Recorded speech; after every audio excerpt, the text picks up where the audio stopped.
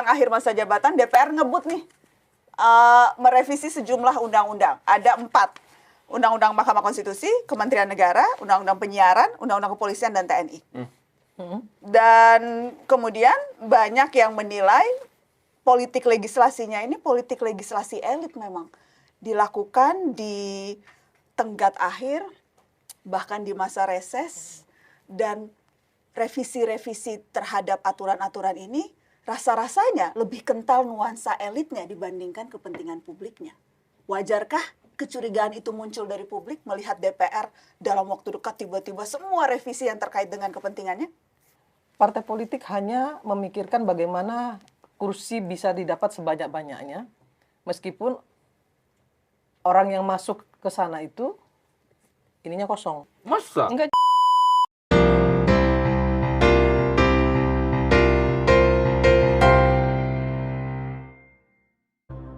Assalamualaikum, selamat datang di Mata Najwa. Saya Najwa Shihab, tuan rumah Mata Najwa.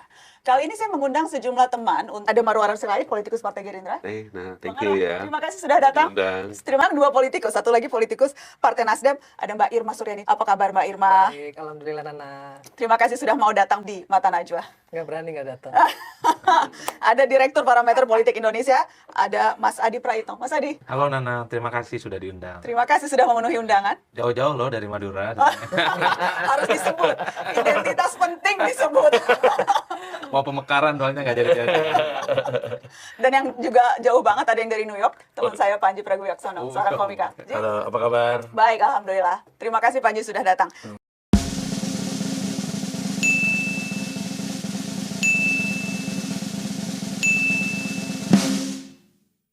Mbak Irma, aku mau nanya ini, karena Mbak Irma kan masih anggota DPR. Jadi aku mau nanya soal ini Mbak, politik legislasi. Akhir masa jabatan DPR ngebut nih merevisi sejumlah undang-undang. Ada 4. Undang-undang Mahkamah Konstitusi, Kementerian Negara, Undang-undang Penyiaran, Undang-undang Kepolisian, dan TNI. Dan kemudian banyak yang menilai politik legislasinya ini politik legislasi elit memang. Dilakukan di tenggat akhir, bahkan di masa reses, dan revisi-revisi terhadap aturan-aturan ini rasa-rasanya lebih kental nuansa elitnya dibandingkan kepentingan publiknya. Wajarkah kecurigaan itu muncul dari publik melihat DPR dalam waktu dekat tiba-tiba semua revisi yang terkait dengan kepentingannya? Hari ini memang rakyat memang disuguhkan ya dan diberikan motivasi untuk mencurigai semua apa yang dilakukan DPR.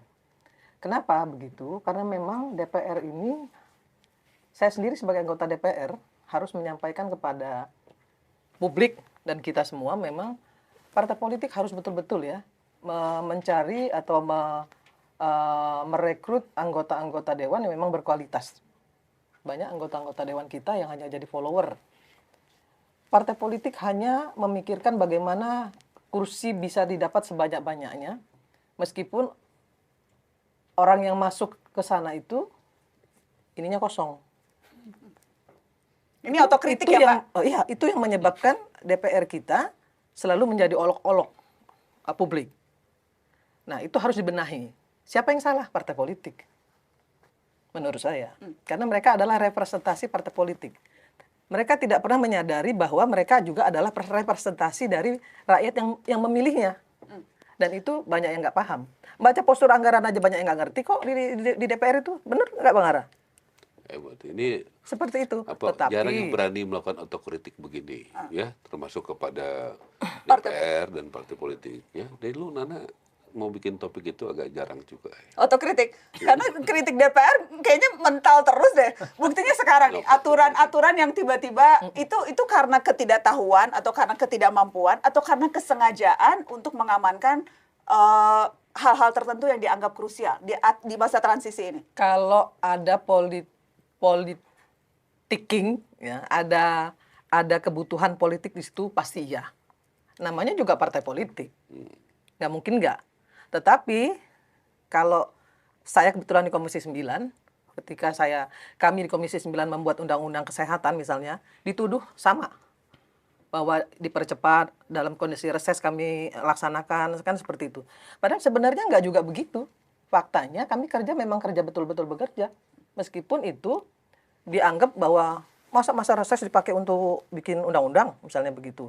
Yang kedua, undang-undang kok selesainya cepat banget. Loh, cepat atau lama itu nggak menjamin undang-undang itu bisa berhasil, bisa mendapatkan hasil yang bagus, Nana. Kan yang paling penting adalah ketika undang-undang ini dibuat, semua stakeholder mulai dari para ahli, ya, kemudian anggota dewan, kemudian tenaga ahli dan lain-lain sebagainya itu semuanya sudah ada di sana. Oke. Nah, mungkin satu hal yang saya kritik dari DPR tidak punya juru bicara, sehingga apa yang dilakukan oleh DPR itu tidak tersampaikan ke publik. Publik nggak paham apa yang kami lakukan di DPR itu. Atau sangat paham sehingga bisa kritiknya bisa ada tepat partai, nggak Nana, ada partai ya yang di luar mengatakan menolak, tapi ketika sudah di dalam DPR mereka juga setuju kok. Oke. Kenapa Bandar. tidak sepakat? Ya sebenarnya begini, kalau soal revisi undang-undang itu kan konsensus elit memang. Kan selama ini anggota dewan itu selalu mengklaim atas nama rakyat. Pernah tidak selama DPR ini menjabat misalnya, setiap membuat keputusan undang-undang itu dikomunikasikan dengan rakyat, minimal di basis konstituennya masing-masing. Kalau saya anggota Dewan Dapil Madura, saya akan bilang apakah akan setuju revisi undang-undang ini atau tidak. Itu kan idealnya. Problemnya kalau kita melihat revisi-revisi yang kemungkinan ini akan segera disahkan, nggak pernah dikomunikasikan dengan konstituennya. Saya setuju. Setuju nggak? Saya setuju. Duitnya mana di sini? 50 juta. Nanti duitnya kan duitnya Tapi itu saya udah saya balikin. Itu yang pertama secara prinsip. Nah yang kedua, di partai itu ada oligarkis ya, bahwa ini nggak bisa dibantah bahwa Dewan itu sebenarnya adalah petugas-petugas partai semua. Kalau ketumnya berkehendak, elit partainya berkehendak, sehebat apapun argumentasinya, sehebat apapun argumen-argumen yang lainnya, itu pasti akan tegak lurus dengan keputusan partai. Banyak kok buktinya. Partai-partai itu rapat misalnya nolak kenaikan BBM. Tapi ketika di voting oleh pimpinan fraksi, semuanya samikna, watokna, dan tegak lurus. Oleh karena itu bagi saya, memang susah kita berharap dari anggota dewan secara personally yang punya kapasitas, punya kompetensi, dia down to earth ya, menyerap aspirasi masyarakat secara langsung. Tapi kalau kemudian keputusan politiknya di-bypass kepada kepentingan partai dan elit, semua keputusan itu tak akan ada artinya. Yang ingin saya tegaskan adalah revisi undang-undang kayak gini kan selesai udah pada level pimpinan-pimpinan partai.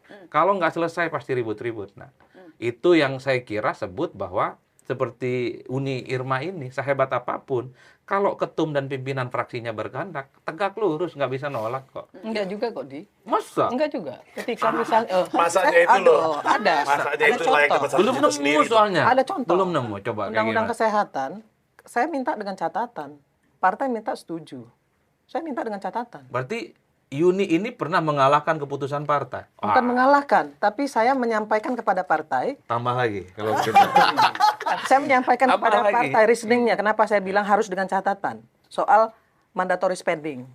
Itu saya langsung bicara dengan ketua umum.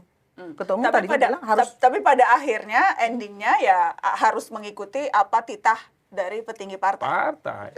Partai kan mengatakan setuju. Tapi saya menyatakan setuju, Dengan oke, catatan. tapi dengan catatan. Iya, Ini tapi harus disampaikan ke publik. Pas dilihat catatannya, Dan setuju ketika juga. enggak begitu. Dan kita sampaikan itu di paripurna loh. Oke. Sampaikan di paripurna, Panji. Ya. Bang Ara, bagaimana Anda pernah 3 periode jadi anggota DPR? Politik legislasi kita bukan politik legislasi berdasarkan kepentingan publik, tapi apa kata juragan partai? Ini, saya setuju sama Mbak Irma. Walaupun itu langka. Tapi memang ada orang-orang yang diberikan kemampuan hati yang besar. Berbeda dengan yang lain. Seperti Nana, apakah semua media kayak kamu? Enggak. Berani, benar. Kamu bisa dalam tanda kutip memaksa pengambil keputusan mengikuti apa yang kamu sampaikan.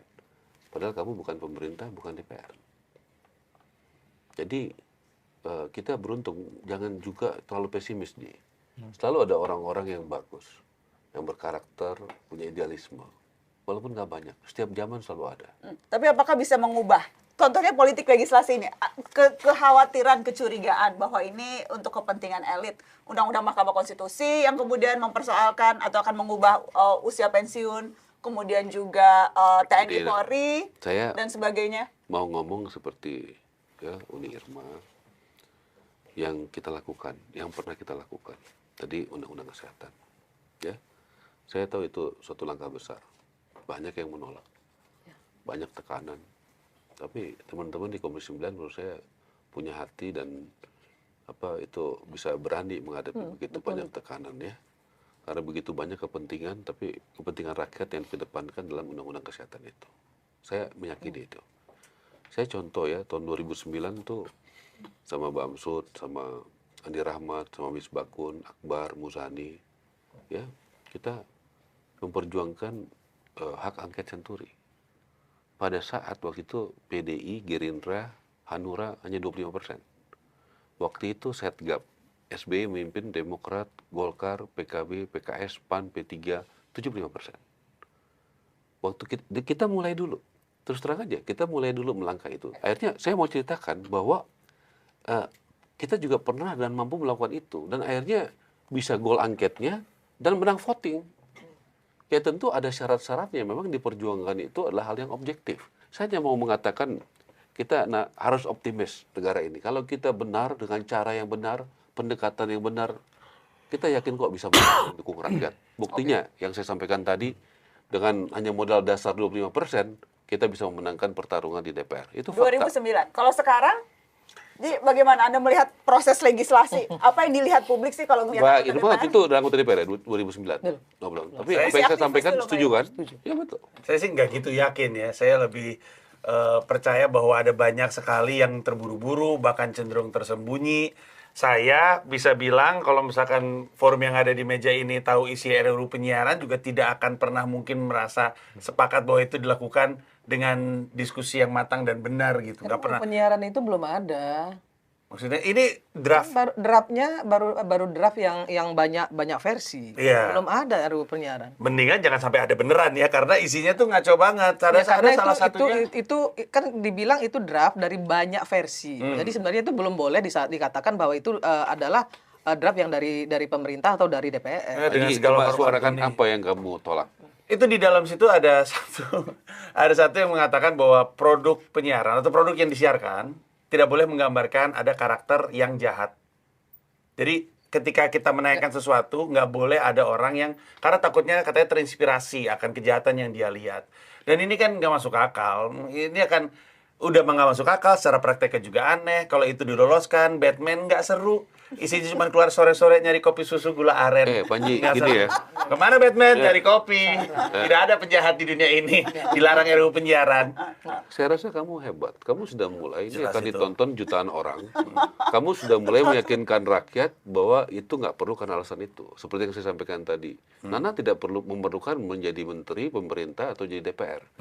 Tapi dia bisa meyakinkan rakyat Iya. bahwa itu benar, itu tidak benar. Kamu jalanin terus apa yang kamu yakini, Panji. Tapi dalam Jangan apa punya wakil rakyat kalau rakyatnya mulu yang harus ngegawangin. Kan perwakilan saya. Harusnya kan Panji. wakil rakyat pas ngeliat, apaan nih aneh banget nih undang-undang gitu kan. Kan nggak Panji, ada, belum di mana-mana ada. ya di dunia ini Kenapa harus ya, nyalain wakil ada rakyat? Orang itu belum parlemen, ada itu belum ya, ada. Di ada DPR ekstra belum parlementer ada. ya.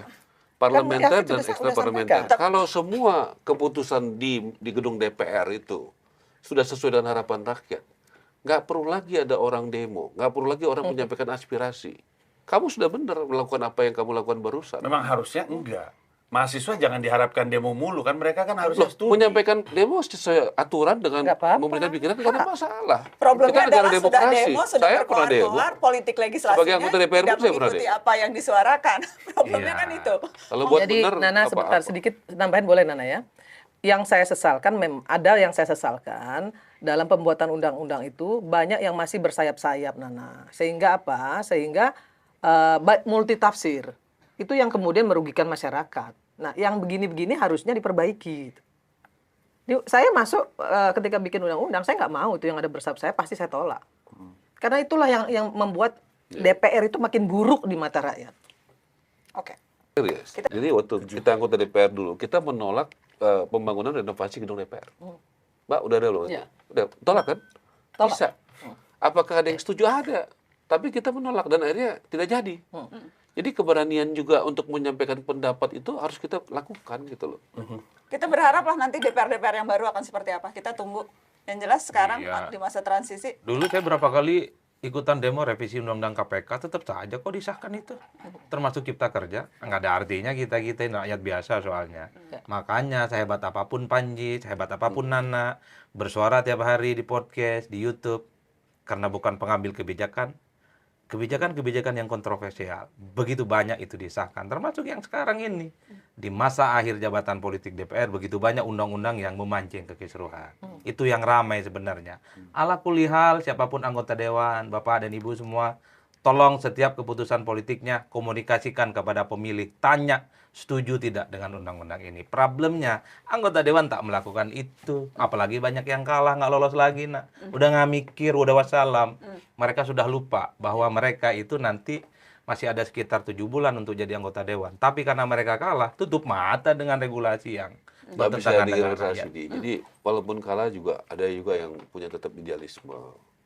Saya nggak pernah berani ngejudge orang secara utuh gitu loh. Jadi apapun tadi saya kasih contoh Oke. sebagai komika, sebagai ini apakah semua berkualitas? Nggak juga. Jadi ada orang-orang yang kita juga mesti respect. Dan kalau kita semuanya tidak menghargai mereka, akhirnya mereka juga jadinya jadi bagaimana gitu. Oke, yang Ada jelas semangat yang gitu. jelas yang dilihat publik kan outputnya. Jadi kita lihat nanti outputnya bagaimana. Proses juga penting, nak. Nggak hanya output kita. Dan dalam proses itu kita bisa lihat juga masalahnya ada orang-orang yang benar. Dilihat, dilakukan tertutup diam-diam dan cepat, jadi prosesnya nggak bisa dilihat. bisa. Kita lihat Pas- output. Minum Oke. dulu santai. Oke. Pasti, Bu.